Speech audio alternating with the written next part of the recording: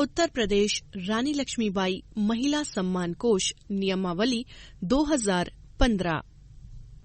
उत्तर प्रदेश शासन महिला एवं बाल विकास अनुभाग 3 संख्या 255/3-2015-13 11/14 लखनऊ दिनांक 6 फरवरी 2015।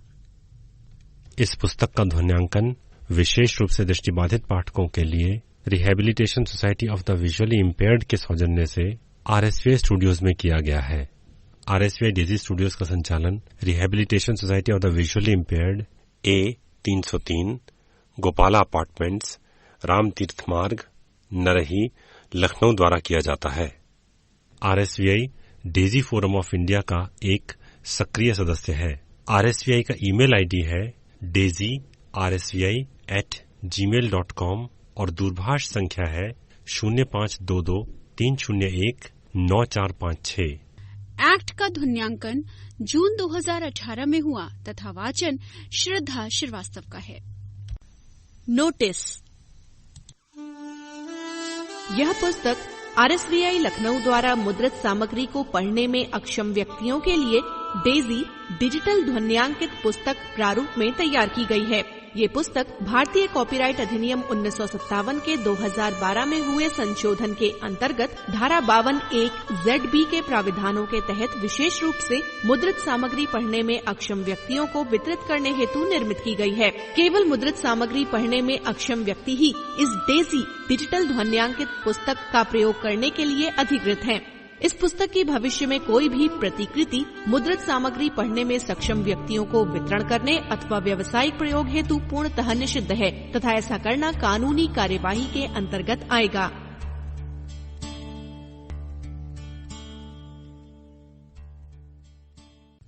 पृष्ठ 1। अधिसूचना प्रकीर्ण। संविधान के अनुच्छेद 154 के परंतु द्वारा प्रदत्त शक्ति का प्रयोग करके श्री राज्यपाल उत्तर प्रदेश राज्य में इसकी प्रयोज्यता के लिए निम्नलिखित नियमावली बनाते हैं। उत्तर प्रदेश रानी लक्ष्मीबाई महिला सम्मान कोष नियमावली 2015। भाग 1। नंबर 1 संक्षिप्त नाम और प्रारंभ। 1.1 ये नियमावली उत्तर प्रदेश रानी लक्ष्मीबाई महिला सम्मान कोष नियमावली 2015 कही जाएगी। 1.2 ये तुरंत प्रवृत्त होगी। नंबर 2 परिभाषा। 2.1 मिशन का तात्पर्य शासनादेश संख्या 2/60-3-15-13 11/14 दिनांक 7/1/2015 में यथावर्णित उत्तर प्रदेश राज्य महिला सशक्तिकरण मिशन से है। 2.2 राज्य अनुश्रवण समिति का तात्पर्य शासनादेश संख्या 21/60-3-15-13 11/14 दिनांक 7 जनवरी 15 में यथावर्णित मिशन के अधीन मुख्य सचिव की अध्यक्षता वाली अनुश्रवण समिति से है। 2.3 संविधान का तात्पर्य भारत का संविधान से है। 2.4 जिला संचालन समिति का तात्पर्य शासनादेश संख्या 82/60-3-15-13 5/15 दिनांक 16 जनवरी 2015 में यथावर्णित मिशन के अधीन गठित जिला मजिस्ट्रेट की अध्यक्षता वाली समिति से है। पृष्ठ 2.5 कोष का तात्पर्य उत्तर प्रदेश रानी लक्ष्मीबाई महिला सम्मान कोष से है।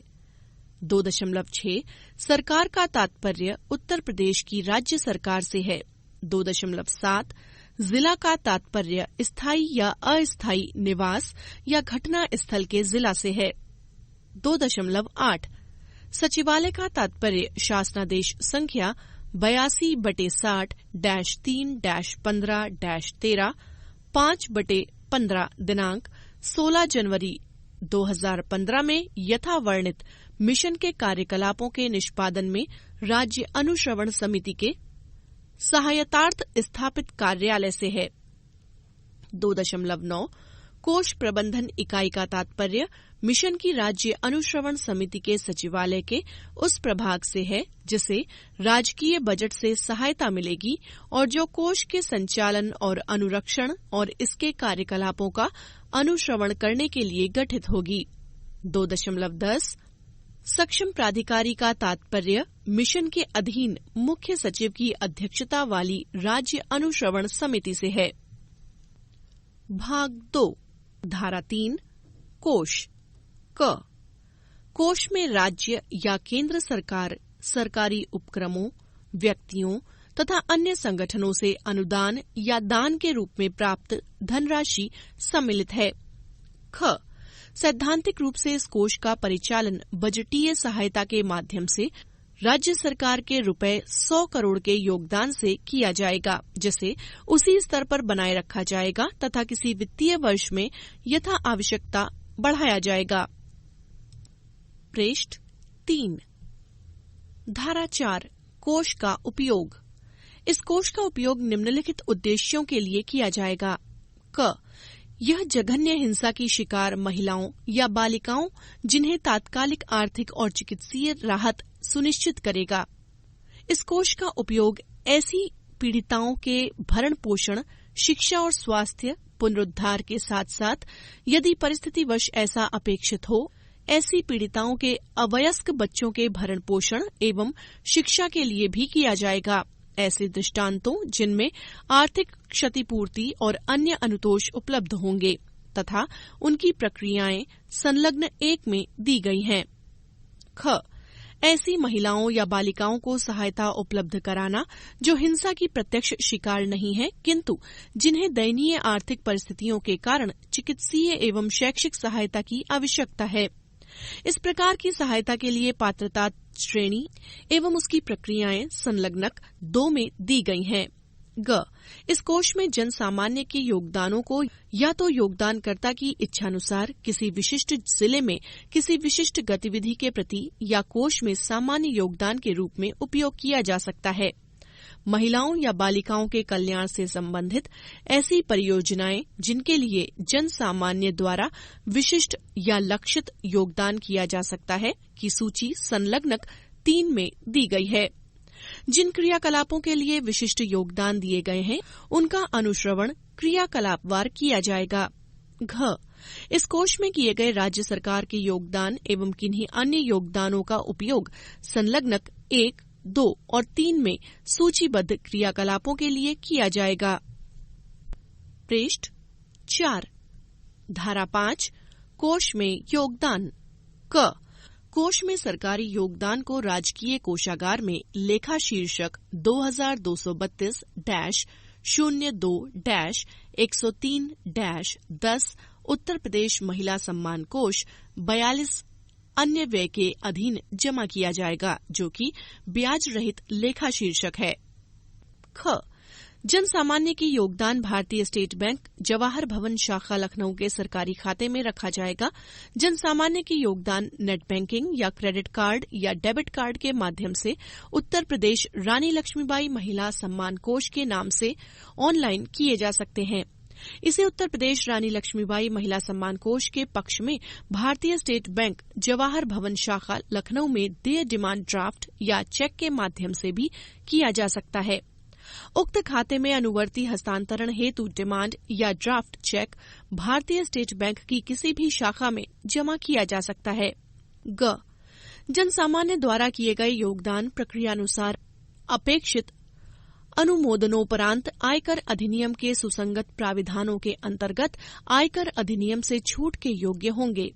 घ कोष के लेखे का रखरखाव राज्य सरकार के विहित नियमों के अनुरूप किया जाएगा। भाग 3 विभिन्न स्टेक होल्डर्स की भूमिका एवं उत्तरदायित्व। धारा 6 राज्य अनुश्रवण समिति की भूमिका।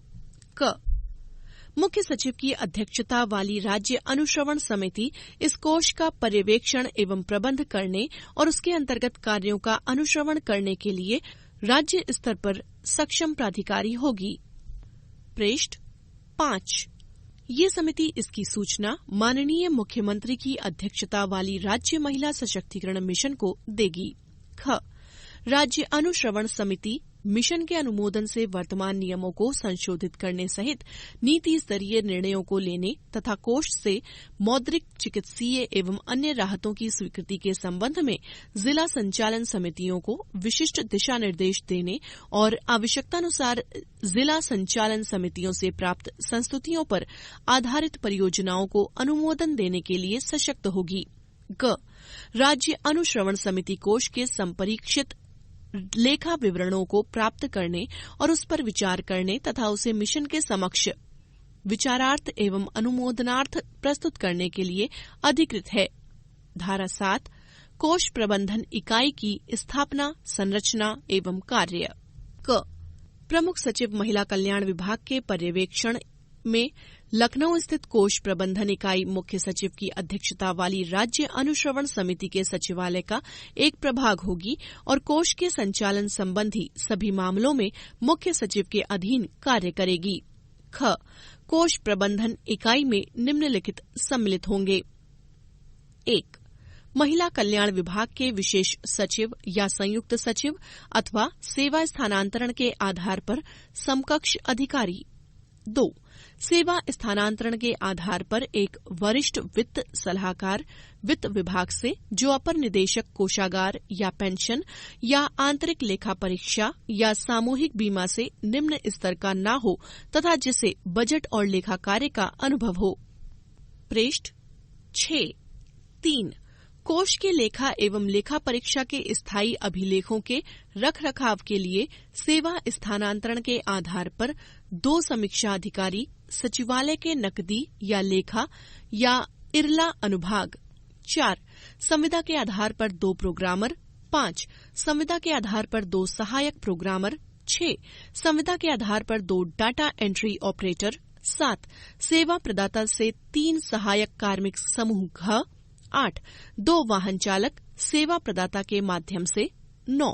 कंप्यूटर आधारित ऑनलाइन वर्किंग नेटवर्किंग एवं डाटा की सुरक्षा के लिए कोष प्रबंधन इकाई को तकनीकी सहायता जैसा कि उपर्युक्त प्रस्तर 4, 5 एवं 6 में वर्णित है और उनका प्रशिक्षण NIC द्वारा उपलब्ध कराया जाएगा। 10.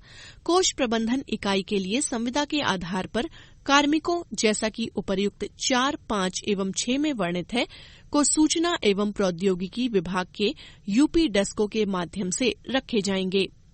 जनशक्ति की योग्यता सुनिश्चित करने के लिए ये कार्य NIC के परामर्श से किया जाएगा। 11. उपर्युक्त 7 एवं 8 में उल्लिखित सहायक कार्मिकों को किसी सेवा प्रदाता एजेंसी के माध्यम से रखा जाएगा। 12. कोष के सर्वर राज्य डाटा केंद्र या NIC डाटा केंद्र में उपलब्धता के आधार पर स्थापित किए जाएंगे।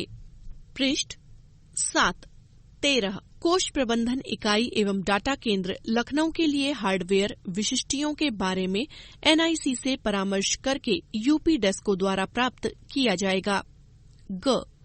कोष में योगदान एवं उसके भुगतानों के ऑनलाइन तंत्र का कोष प्रबंधन इकाई द्वारा अनुश्रवण किया जाएगा और सक्षम प्राधिकारी द्वारा प्राधिकृत पदाविहित हस्ताक्षरकर्ता के माध्यम से संचालित किया जाएगा।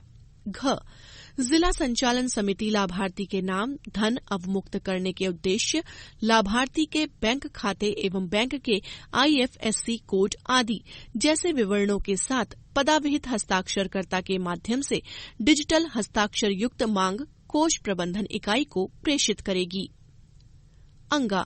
मांग प्राप्त होने के उपरांत समुचित अनुमोदनोपरांत कोष प्रबंधन इकाई के प्राधिकृत आहरण वितरण अधिकारी द्वारा कोषागार देयक यानी बिल तैयार किया जाएगा और लाभार्थी के खाते या अस्पताल के खाते या शैक्षिक संस्था के खाते यथा अपेक्षित में भुगतान हेतु नोडल ट्रेजरी को प्रस्तुत करेगा।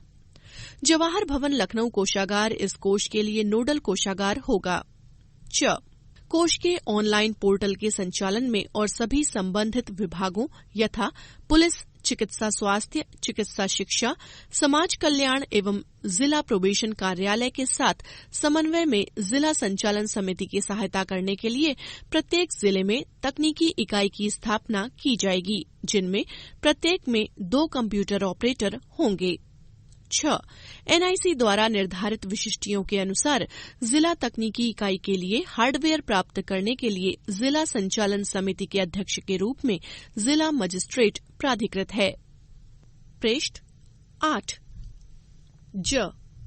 जिला तकनीकी इकाई के लिए संविदा के आधार पर उपर्युक्त 6 में यथावर्णित कार्मिकों की व्यवस्था यूपी डेस्को सूचना एवं प्रौद्योगिकी विभाग के माध्यम से की जाएगी।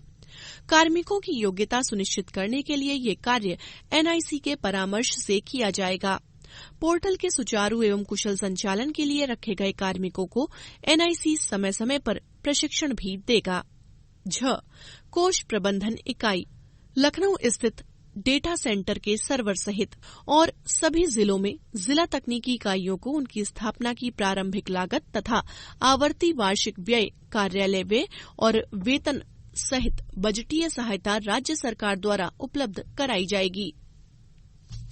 धारा 8 एनआईसी की भूमिका। एनआईसी वेब आधारित प्रयोक्तानुकूल एक वृहद सॉफ्टवेयर का विकास एवं अनुरक्षण करेगा, जिससे कि इस पद्धति से इस कोष के अधीन आय एवं व्यय के साथ साथ अन्य संबंधित क्रियाकलापों को सुगम बनाया जा सके और उनका अनुश्रवण किया जा सके तथा इसे वित्त विभाग की राजकोष ई पोर्टल तथा लोक वित्त प्रबंधन पद्धति PFMS से जोड़ेगा। इस कोष का ऑनलाइन पोर्टल सभी संबंधित विभागों के डेटाबेस से जोड़ा जाएगा। वेब आधारित पद्धति इस कोष की कार्यविधि और इसके प्रवाह में अधिक पारदर्शिता को सुनिश्चित करेगा। एनआईसी ये सुनिश्चित करेगा कि इस वेबसाइट का फ्रंट ऑफिस पोर्टल जनता की पहुंच में हो, जिससे कि वे कोष के क्रियाकलापों जिनके लिए उन्होंने योगदान किया है की स्थिति की जानकारी कर सकें। ये वेब पोर्टल इंटरनेट के माध्यम से अंतरित या प्रयुक्त धनराशियों की स्थिति की जानकारी जनता को देने के लिए 24x7 के आधार पर प्रभावी एवं अबाध अंतरा फलक यानी इंटरफेस उपलब्ध कराएगा। पृष्ठ 9 इस सॉफ्टवेयर में इस कोष के अधीन धनराशियों के समस्त लेन देन की उपयोगिता एवं लेखा परीक्षा रिपोर्ट को प्रभावी एवं पारदर्शी तरीके से तैयार करने की भी विशिष्टियां होंगी। प्रत्येक संबंधित विभाग से नोडल अधिकारी नामित किए जाएंगे जो वेब पोर्टल के संचालन में एनआईसी के साथ समन्वय करेंगे। धारा 9 जिला संचालन समिति की भूमिका। लाभार्थियों को कोष से संलग्न 1 व 2 में यथावर्णित राहतों की स्वीकृति एवं अनुश्रवण करना तथा जहां कहीं भी अपेक्षित हो राज्य अनुश्रवण समिति का अनुमोदन प्राप्त करना। जिला संचालन समिति द्वारा प्राप्त समस्त प्रस्तावों की हार्ड कॉपी पोर्टल से डाउनलोड की जाएगी तथा संबंधित विभागीय कार्यालयाध्यक्ष एवं जिला मजिस्ट्रेट के हस्ताक्षर से अनुमोदित होने के उपरांत ही पदाभिहित हस्ताक्षरकर्ता द्वारा राहत स्वीकृति हेतु प्राप्त प्रस्तावों को जिला संचालन समिति की ओर से कोष प्रबंधन इकाई को अग्रसारित किए जाने हेतु उन पर डिजिटल हस्ताक्षर किए जाएंगे। राज्य अनुश्रवण समिति के अनुमोदन से संलग्न 3 की परियोजनाओं यथा अपेक्षित का कार्यान्वयन करना, जिसमें संबंधित विभागों के माध्यम से परियोजना रिपोर्ट की तैयारी के साथ साथ लागत से अधिक व्यय किए बिना परियोजनाओं की समय से पूर्णता सुनिश्चित करना सम्मिलित है। धारा 10 स्वीकर्ता प्राधिकारी। जिला संचालन समिति कोष से केवल ₹10 लाख की सीमा तक की राहतों जो कि संलग्नक 1 व 2 में उल्लिखित है के लिए स्वीकर्ता प्राधिकारी है। ₹10 लाख से अधिक की राहत धनराशि के लिए राज्य अनुश्रवण समिति के अनुमोदन हेतु संस्तुतियां ऑनलाइन प्रस्तुत की जाएंगी। संलग्नक 3 में सूचीबद्ध परियोजनाओं के लिए स्वीकर्ता प्राधिकारी राज्य अनुश्रवण समिति है। पृष्ठ 10 भाग 4 कोष नियमावली के संलग्नक 1, 2 व 3 में यथा परिभाषित विभिन्न कार्यकलापों हेतु पोर्टल के अंतराफलक यानी इंटरफेसेस। धारा 11.1 विचाराधीन अभिलेखों के प्रमाणीकरण हेतु डिजिटल हस्ताक्षर अनिवार्य है। 11.2 जिला प्रोबेशन अधिकारी जिला संचालन समिति के सदस्य सचिव होने के कारण या डिप्टी कलेक्टर से अनिम्न स्तर का कोई अधिकारी जिसे जिला मजिस्ट्रेट इस प्रयोजनार्थ प्राधिकृत करे, कोष प्रबंधन इकाई को ऑनलाइन प्रस्तुतिकरण हेतु अभिलेखों पर डिजिटल हस्ताक्षर करने के लिए जिला संचालन समिति का पदाभेद हस्ताक्षरकर्ता होगा। 11.3 इस कोष की नियमावली में यथा परिभाषित विभिन्न कार्यकलापों के निष्पादन हेतु पुलिस, स्वास्थ्य विभाग के प्राधिकृत अधिकारियों और राज्य एवं जिला समितियों के प्राधिकृत सदस्यों को एक लॉगिन व पासवर्ड दिया जाएगा, जिससे कि इंटरनेट के माध्यम से वेब पोर्टल तक उनकी पहुंच हो सके।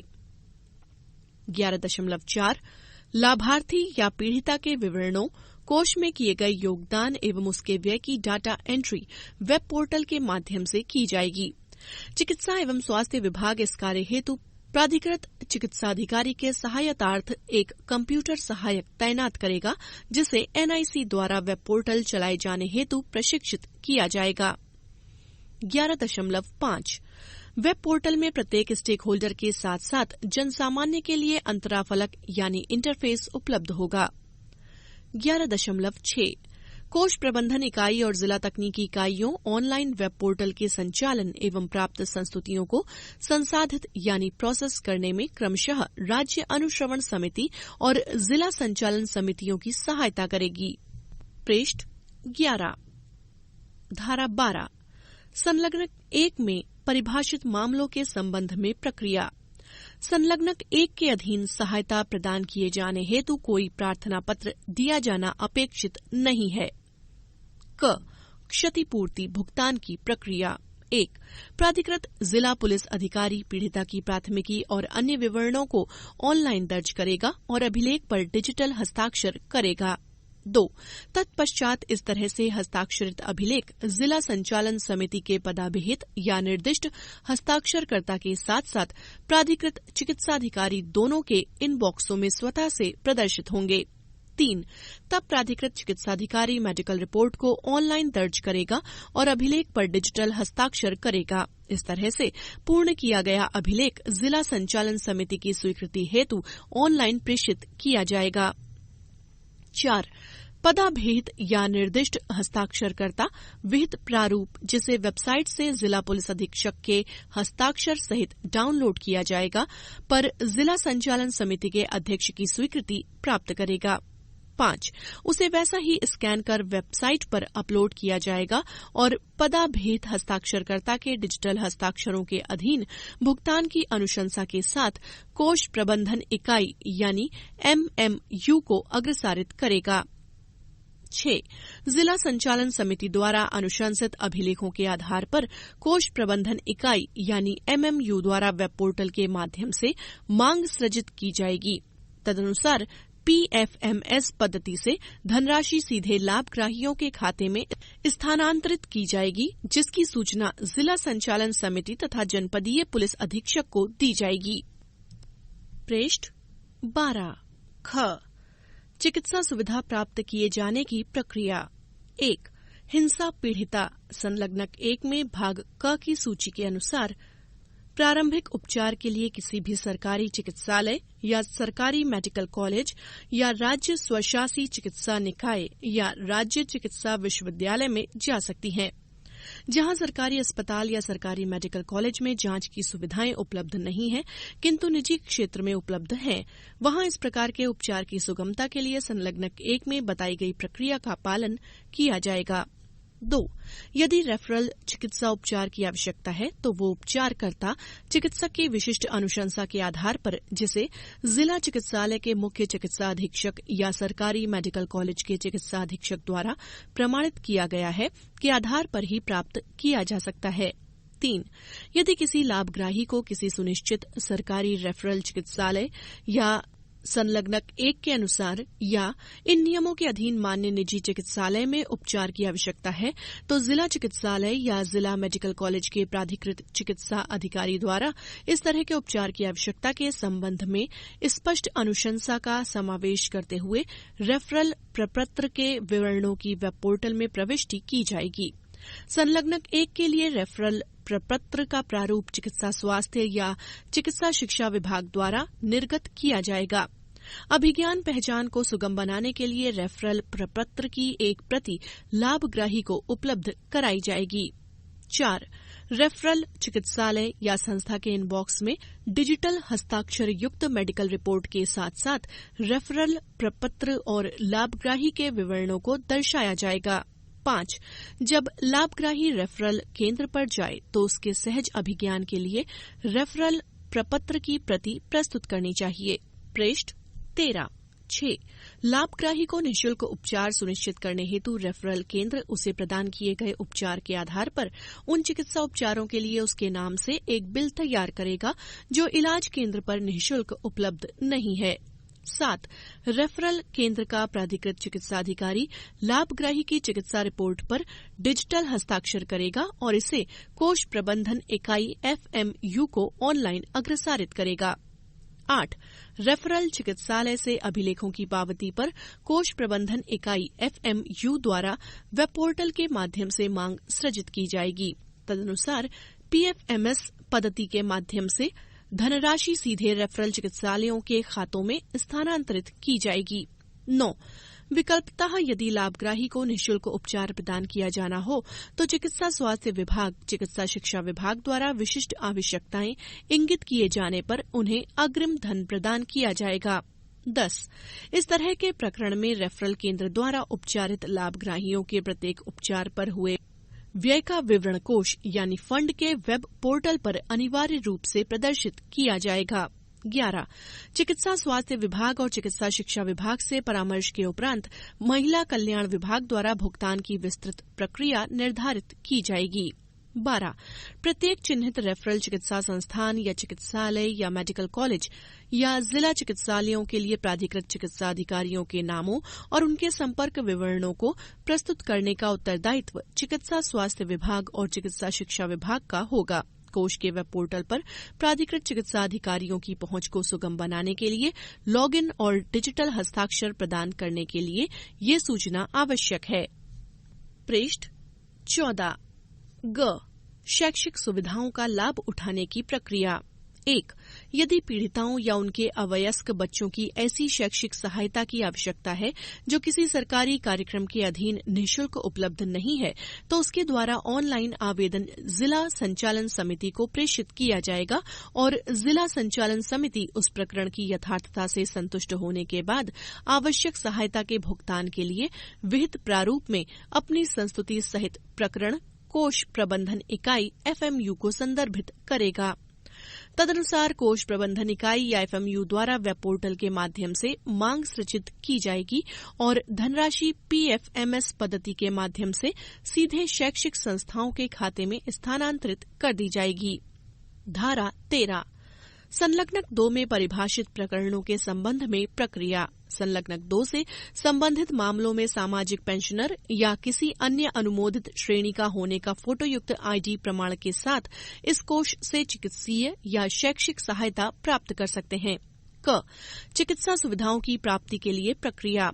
सुविधाओं की प्राप्ति के लिए लाभग्राही सर्वप्रथम पंजीकरण के समय पंजीकरण पटल पर एक सामाजिक पेंशनर या किसी अन्य अनुमोदित श्रेणी का होने का फोटोयुक्त ID प्रमाण दिखाएगा। शेष प्रक्रिया उपरोक्त 12 ख के समान होगी। ख. शैक्षिक सुविधाओं की प्राप्ति के लिए प्रक्रिया। जिन मामलों में लाभग्राहियों को शैक्षिक सहायता की आवश्यकता है जो किसी सरकारी कार्यक्रम के अंतर्गत निःशुल्क उपलब्ध नहीं है उन मामलों में विहित प्रारूप में ऑनलाइन आवेदन किए जाएंगे। प्रक्रिया उपरोक्त 12 ग के समान होगी। धारा 14. संलग्नक 3 में वर्णित प्रकरणों के संबंध में प्रक्रिया। जनता के अंशदानों सहायता देने की प्रक्रिया उपरोक्त प्रस्तर 5 ख के अनुसार है। कोष में किए गए जनता के अंशदानों का व्यय राज्य अनुश्रवण समिति के अनुमोदन और इसके द्वारा निर्धारित प्रक्रिया से ही किया जा सकता है। पृष्ठ 15. धारा 15. राज्य अनुश्रवण समिति उपरोक्त 11 से 14 की प्रक्रियाओं पर पुनर्विचार एवं उनमें संशोधन करने के लिए सक्षम है। भाग 5. धारा 16. सामाजिक, आर्थिक और शैक्षिक क्षेत्र में महिला सशक्तिकरण के नव परिवर्तनों के लिए कोष। सामाजिक, आर्थिक और शैक्षिक क्षेत्र में महिलाओं या बालिकाओं के सशक्तिकरण की नव परिवर्तनकारी कार्यकलापों या परियोजनाओं के वित्त पोषण के लिए 3% कोष आरक्षित रखा जाएगा। इस प्रयोजन हेतु स्वीकृत प्राधिकारी राज्य अनुश्रवण समिति होगी। धारा 17 राज्य स्तरीय पुरस्कार क महिलाओं एवं बालिकाओं के सशक्तिकरण की दिशा में असाधारण सहयोग और प्रयासों के लिए चयनित व्यक्तियों, सरकारी और गैर सरकारी पदधारकों को राज्य स्तरीय पुरस्कार प्रदान किए जाएंगे। राज्य स्तरीय पुरस्कारों को प्रदान किए जाने के मानक इस मिशन के अध्यक्ष के अनुमोदन से राज्य अनुश्रवण समिति द्वारा निर्धारित किए जाएंगे। ख इस कोष से संबंधित आईईसी क्रियाकलापों के लिए कोष को 0.5% आरक्षित रखा जाएगा। धारा 18 प्रशासन क इस कोष की चल और अचल संपत्तियों का स्वामित्व राज्य सरकार में निहित होगा। ख राज्य अनुश्रवण समिति के अध्यक्ष किसी अधिकारी को आहरण वितरण अधिकारी के रूप में नामित करेंगे, जो समिति की ओर से कोष के परिचालन एवं लेखा अनुरक्षण हेतु प्राधिकृत होगा। ग इस कोष की वार्षिक लेखा परीक्षा महालेखाकार इलाहाबाद के कार्यालय द्वारा की जाएगी। वित्त विभाग के अधीन आंतरिक लेखा परीक्षा निदेशालय भी लेखा परीक्षा में सहायता प्रदान करेगा। लेखा परीक्षा प्रतिवेदन मिशन को प्रस्तुत किया जाएगा। पृष्ठ 16 घ पारदर्शिता सुनिश्चित करने हेतु जनता की संवीक्षा के लिए लेखा परीक्षा प्रतिवेदन को निर्दिष्ट वेबसाइट पर डाला जाएगा। धारा 19 समापन और संपत्ति का निहितीकरण क इस कोष का समापन इसी उद्देश्य के लिए आहूत राज्य अनुश्रवण समिति की किसी विशेष बैठक में मिशन की अनुमोदन से किया जा सकता है। ख कोष के समापन पर कोष में अवशेषों का आवंटन प्रथमतः देनदारियों को समाप्त करने के लिए किया जाएगा और यदि कोई धनराशि खाते में बचती है तो उसे सरकारी कोषागार में प्रकीर्ण पावती के रूप में जमा करा दिया जाएगा। धारा 20 विविध क पूर्ण पारदर्शिता के सुनिश्चयन हेतु इस कोष के विवरण और इसके अभिलेख पूर्णतः कंप्यूटरीकृत होंगे और जनता की संवीक्षा के लिए निर्दिष्ट पोर्टल पर उपलब्ध होंगे। ख इस कोष के समस्त विवरण सूचना का अधिकार अधिनियम 2005 के प्रावधानों के अनुसार प्राप्त किए जा सकेंगे। ग उपर्युक्त नियमावली मुख्यमंत्री जी के अनुमोदन से जब जिस प्रकार से आवश्यक हो परिवर्तित या परिवर्धित की जा सकेगी। आदेश से रेणुका कुमार प्रमुख सचिव। पृष्ठ 17 संलग्नक 1 अपराध पीड़ित महिलाओं को कोष के अधीन प्रदत्त सुविधाएं। क पीड़िताओं के लिए आर्थिक क्षतिपूर्ति के प्रावधान। यहाँ पर एक तालिका दी गई है जिसमें 7 कॉलम हैं जो इस प्रकार हैं। पहला क्रम संख्या, दूसरा भारतीय दंड संहिता या विशेष अधिनियम की धारा, तीसरा दंड का प्राविधान, चौथा क्षतिपूर्ति किसे देय है, पांचवा क्षतिपूर्ति की धनराशि रुपए में, छठा भुगतान के चरण, सातवां भुगतान हेतु पूर्वापेक्षाएं। क्रम संख्या 1 भारतीय दंड संहिता या विशेष अधिनियम की धारा 326 का तेजाब का उपयोग करके जानबूझकर गहरी चोट पहुंचाना। दंड का प्राविधान 10 वर्षों से अन्यून। क्षतिपूर्ति पहला पीड़िता को और दूसरा पीड़िता की मृत्यु की दशा में बच्चों को नहीं तो माता पिता को। क्षति की धनराशि पहला रुपए 3 लाख 10% से 30% तक जलने की दशा में अथवा चेहरे के ऊपर 2% और अधिक जलने के मामलों में अथवा आंख के शामिल होने पर ऊपरी पलक, नीचे की पलक, कॉर्निया और अथवा कंजक्टिवा। दूसरा रुपए 5 लाख चेहरे के ऊपर 2% और उससे अधिक जलने के साथ चेहरे के विकृत होने की दशा में अथवा नाक और मुख, कान, आंख के कार्य बाधित होने की दशा में अथवा 30% से अधिक जलने की दशा में। तीसरा रुपए 10 लाख तेजाब से हमले के कारण मृत्यु होने की दशा में। भुगतान के चरण पहला रुपए 1 लाख का भुगतान 15 दिन के अंदर। दूसरा अवशेष धनराशि यथास्थिति 3 माह के भीतर। भुगतान हेतु पूर्वापेक्षाएं दोनों किस्तों के भुगतान के लिए एफआईआर, चोट की रिपोर्ट, जलने से हुए घावों का विवरण देते हुए और यदि मृत्यु हो जाती है तो पोस्टमार्टम की रिपोर्ट। क्रम संख्या 2 304 ख दहेज मृत्यु। दंड का प्राविधान 7 वर्ष से अन्यून। क्षतिपूर्ति पीड़िता के बच्चों को। क्षतिपूर्ति की धनराशि 3 लाख रुपए मात्र। भुगतान के चरण न्यायालय में चार्जशीट दाखिल होने पर। भुगतान हेतु पूर्वापेक्षाएं एफआईआर, पोस्टमार्टम रिपोर्ट एवं चार्जशीट। क्रम संख्या 3 भारतीय दंड संहिता 376 क बलात्कार जिसके परिणाम स्वरूप पीड़िता की मृत्यु हो जाए या वो स्थायी निष्क्रियता की अवस्था में पहुंच जाए। दंड का प्राविधान 20 वर्ष से अन्यून। क्षतिपूर्ति पहली पीड़िता को, दूसरी पीड़िता की मृत्यु होने की दशा में पीड़िता के बच्चे नहीं तो पीड़िता के माता पिता को।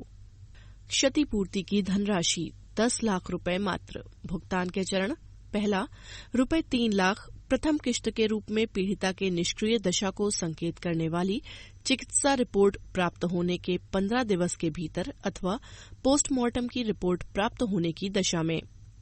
दूसरा 7 लाख रुपए की शेष धनराशि 3 महीने के भीतर। भुगतान हेतु पूर्वापेक्षाएं एफआईआर एवं चोट की रिपोर्ट जिससे पेनिट्रेटिव लैंगिक हमला संकेतित हो तथा चिकित्सा रिपोर्ट जिससे पीड़िता के निष्क्रिय दशा का संकेत हो अथवा यथास्थिति पोस्टमार्टम रिपोर्ट। पृष्ठ 18। क्रम संख्या 4 376 ग किसी प्राधिकारवान द्वारा किया गया यौनिक समागम। दंड का प्राविधान 5 वर्ष से अन्यून। लाभार्थी पीड़िता। धनराशि 3 लाख रुपए। भुगतान का चरण न्यायालय में चार्जशीट दाखिल होने पर एक मुश्त। भुगतान हेतु पूर्वापेक्षाएं एफआईआर, चिकित्सा रिपोर्ट, समर्थित चार्जशीट। क्रम संख्या 5 376 घ सामूहिक बलात्कार। दंड प्राविधान 20 वर्ष से अन्यून। क्षतिपूर्ति दिए पीड़िता को। क्षतिपूर्ति धनराशि 7 लाख रुपए मात्र। भुगतान के चरण 15 दिनों के भीतर रुपए 1 लाख का भुगतान किया जाएगा अथवा अवशेष धनराशि चार्जशीट दाखिल होने के 1 माह के अंदर। भुगतान हेतु पूर्वापेक्षाएं प्रथम किश्त के भुगतान हेतु एफआईआर और चोट की रिपोर्ट अथवा पेनिट्रेटिव लैंगिक हमला को संकेतित करने वाली चिकित्सा रिपोर्ट प्रथम किश्त के भुगतान हेतु तथा द्वितीय किश्त चार्जशीट के बाद। क्रम संख्या 6 धारा 4 पीओसीएसओ प्रवेशक लैंगिक प्रहार। दंड प्राविधान 7 वर्ष से अन्यून। क्षतिपूर्ति देय पीड़िता को। क्षतिपूर्ति धनराशि 3 लाख रुपए मात्र। भुगतान के चरण पहले किश्त के रूप में 15 दिनों के भीतर रुपए 1 लाख। दूसरा चार्जशीट दाखिल होने के 1 माह के अंदर अवशेष 2 लाख रुपए की धनराशि। भुगतान हेतु पूर्वापेक्षाएं एफआईआर तथा पेनिट्रेटिव लैंगिक हमला की सांकेतिक चोट की रिपोर्ट तथा चार्जशीट। क्रम संख्या 7 धारा 6 पीओसीएसओ गंभीर प्रवेशक लैंगिक हमला। दंड प्राविधान 10 वर्ष से अन्यून। क्षतिपूर्ति देय पीड़िता को। क्षतिपूर्ति धनराशि 3 लाख रुपए। भुगतान के चरण पहली किश्त के रूप में 15 दिनों के भीतर 1 लाख रुपए। दूसरा चार्जशीट दाखिल होने के 1 माह के अंदर अवशेष 2 लाख रुपए की धनराशि। भुगतान हेतु पूर्वापेक्षाएं एफआईआर तथा पेनिट्रेटिव लैंगिक हमला की सांकेतिक चोट की रिपोर्ट तथा चार्जशीट। क्रम संख्या 8 धारा 14 पीओसीएसओ अश्लील प्रयोजनों हेतु बच्चों का उपयोग। दंड प्राविधान 5 वर्ष तक। क्षतिपूर्ति देय पीड़िता को। क्षतिपूर्ति धनराशि 1 लाख रुपए। भुगतान के चरण न्यायालय में चार्जशीट दाखिल होने पर एक मुश्त। भुगतान हेतु पूर्वापेक्षाएं एफआईआर तथा चार्जशीट। क्रम संख्या 9 भारतीय दंड संहिता की धारा 302 के साथ पठित पीओसीएसओ की धारा 4 या धारा 6 या पेनिट्रेटिव लैंगिक हमले के साथ अवयस्क की मृत्यु। न्यायालय के विवेकानुसार क्षतिपूर्ति देय पीड़िता के माता पिता। क्षतिपूर्ति धनराशि 10 लाख रुपए। भुगतान के चरण न्यायालय में चार्जशीट दाखिल होने पर एक मुश्त। भुगतान हेतु पूर्वापेक्षाएं, FIR, पेनेट्रेटिव लैंगिक हमला को संकेत करने वाली पोस्टमार्टम रिपोर्ट एवं चार्जशीट। पृष्ठ 19। उपर्युक्त क्रमांक 1 से 9 तक के पंजीकृत मामलों के लिए अनुसूचित जाति या अनुसूचित जनजाति अधिनियम अथवा पॉस्को अधिनियम अथवा तत्समय प्रवृत्त अन्य कानून या नियम किसी आयोग अथवा न्यायालय के आदेश द्वारा प्रदत्त अंतरिम अथवा अंतिम क्षतिपूर्ति इस नियमावली के अधीन देय क्षतिपूर्ति के साथ समायोजन योग्य होगी। इस नियमावली के अंतर्गत प्रदत्त आर्थिक क्षतिपूर्ति की सूचना अनिवार्य रूप से जिला विधिक सेवा प्राधिकरण, राज्य विधिक सेवा प्राधिकरण को दी जाएगी तथा जिला पुलिस द्वारा उक्त सूचना अनिवार्य रूप से संबंधित न्यायालय को दी जाएगी। कोष हेतु प्रत्येक जनपद में अपर पुलिस अधीक्षक स्तर का एक अधिकारी प्राधिकृत पदाभेद अधिकारी के रूप में नामित किया जाएगा। केंद्रीकृत पुलिस वेब सर्वर को कोष के वेब पोर्टल की ऑनलाइन ट्रैकिंग पद्धति से जोड़ा जाएगा। ख. पीड़िताओं हेतु चिकित्सा सुविधाओं की व्यवस्था। 1. राज्य सरकार के सभी स्वास्थ्य रक्षण संस्थाओं और चिकित्सालयों, उत्तर प्रदेश स्थित स्वशासी निकायों सहित में पीड़िताओं हेतु आपात चिकित्सा, अनुवर्ती चिकित्सा और ऐसे अन्य आवश्यक उपचार पुनः स्वास्थ्य लाभ की प्रक्रियाओं सहित निःशुल्क उपलब्ध कराना ये निम्नवत हैं। प्रारंभिक स्तर का उपचार। क. राज्य सरकार के चिकित्सालय, प्रांतीय चिकित्सा स्वास्थ्य सेवाओं के अधीन सामुदायिक स्वास्थ्य केंद्र या प्राथमिक स्वास्थ्य केंद्र तथा अन्य चिकित्सा इकाइयां। ख. उत्तर प्रदेश के सरकारी मेडिकल कॉलेज आगरा, इलाहाबाद, आजमगढ़, गोरखपुर, कानपुर, कन्नौज, जालौन, झांसी, मेरठ और सहारनपुर। रेफरल चिकित्सा संस्थाएं। क. उत्तर प्रदेश राज्य के स्वशासी निकाय या विश्वविद्यालय के cancer institute Kanpur, LPS cardiology institute Kanpur, SGPGI-MS Lucknow, RML IMS Lucknow, UP RIMS and R, Saifai और KGMU लखनऊ। ख.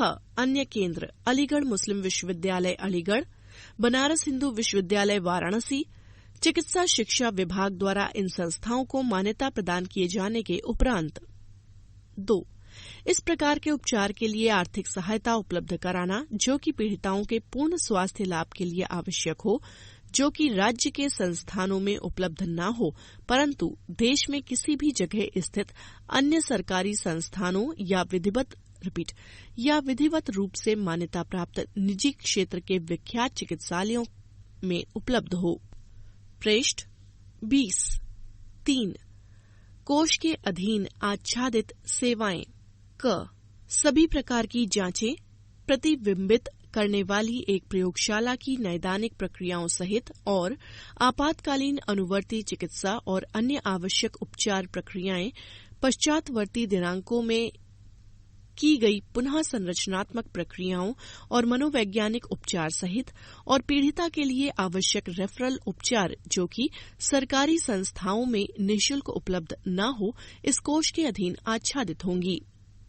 ख. जांचें जो सरकारी चिकित्सालयों या संस्थाओं में उपलब्ध न हो परंतु निजी क्षेत्र में उपलब्ध हों, इससे आच्छादित होंगी बशर्ते कि संबंधित CMO या CMS द्वारा ये प्रमाणित किया जाए कि ये जांचें पीड़िता के तुरंत या संपूर्ण उपचार हेतु आवश्यक है और सरकारी चिकित्सालय, सरकारी मेडिकल कॉलेज में उपलब्ध नहीं है। ग. जिला संचालन समिति इस नियमावली के उद्देश्यों के लिए चिकित्सा स्वास्थ्य विभाग के गुणवत्ता मानकों के अनुरूप जिले में 2 से अनधिक नैदानिक यानी डायग्नोसिस्ट केंद्रों को मान्यता देगी। इन मान्यता प्राप्त केंद्रों द्वारा एक रजिस्टर तैयार किया जाएगा जिसका प्रारूप चिकित्सा स्वास्थ्य विभाग द्वारा निर्धारित किया जाएगा, जिसमें मुख्य चिकित्साधिकारी, मुख्य चिकित्सा अधीक्षक द्वारा निर्धारित परीक्षण, जांच कराने वाली लाभग्राहियों के नाम एवं अन्य आवश्यक विवरण से संबंधित सूचना अंकित होगी। इन केंद्रों द्वारा निर्धारित प्रारूप पर बिल जिला संचालन समिति को ऑनलाइन प्रस्तुत करने हेतु प्राधिकृत चिकित्साधिकारी को प्रस्तुत किया जाएगा। FMU को उक्त बिलों की संस्तुति प्राप्त होने पर संबंधित डायग्नोस्टिक सेंटर के अकाउंट में ऑनलाइन सीधे भुगतान किया जाएगा। ऐसी जांचों के लिए भुगतान की दरें SGPGI, MS या CGHS की दरों से अधिक नहीं होंगी। घ रेफरल उपचार में वास्तविक चिकित्सीय उपचार का व्यय, जांचों और दवाओं का व्यय रेफरल केंद्र पर निःशुल्क न उपलब्ध होने की दशा में आच्छादित होगा। 4. प्रक्रियाएं। क प्रक्रियाएं वही होंगी जो कि नियमावली में निर्धारित हैं। ख सभी जिला चिकित्सालयों या मेडिकल कॉलेजों और चिन्हित रेफरल मेडिकल संस्थाएं कोष के वेब पोर्टल की ऑनलाइन ट्रैकिंग पद्धति से जोड़े जाएंगे। चिकित्सा स्वास्थ्य और चिकित्सा शिक्षा विभाग डाटा एंट्री ऑपरेटरों, कंप्यूटर हार्डवेयर या उपभोज्य इंटरनेट कनेक्शनों की उपलब्धता सुनिश्चित करेंगे तथा इसके लिए आवश्यक बजटीय सहायता उपलब्ध कराएंगे। ग प्रत्येक सरकारी क्षेत्र के चिकित्सालय या मेडिकल कॉलेज या रेफरल संस्थान एक प्राधिकृत चिकित्साधिकारी को नामित करेंगे जिसके पास नियमावली के अधीन यथापेक्षित डाटा मेडिकल रिपोर्ट को अपलोड करने का प्रभार होगा। घ प्रत्येक उपचार या की गई जांचों को प्रमाणित कराने की आवश्यकता से दूर रहते हुए त्वरित उपचार को सुगम बनाने के लिए अधिमानतः उपचार पैकेज और आधिकारिक सूत्र यानी प्रोटोकॉल सुपरिभाषित होने चाहिए। अंगा कोष से उपचार व्यय के भुगतान के तरीके सहित इस योजना में निजी चिकित्सालयों या संस्थाओं की मान्यता के लिए प्रक्रियाओं चिकित्सा स्वास्थ्य एवं चिकित्सा शिक्षा विभागों द्वारा निर्धारित की जाएंगी।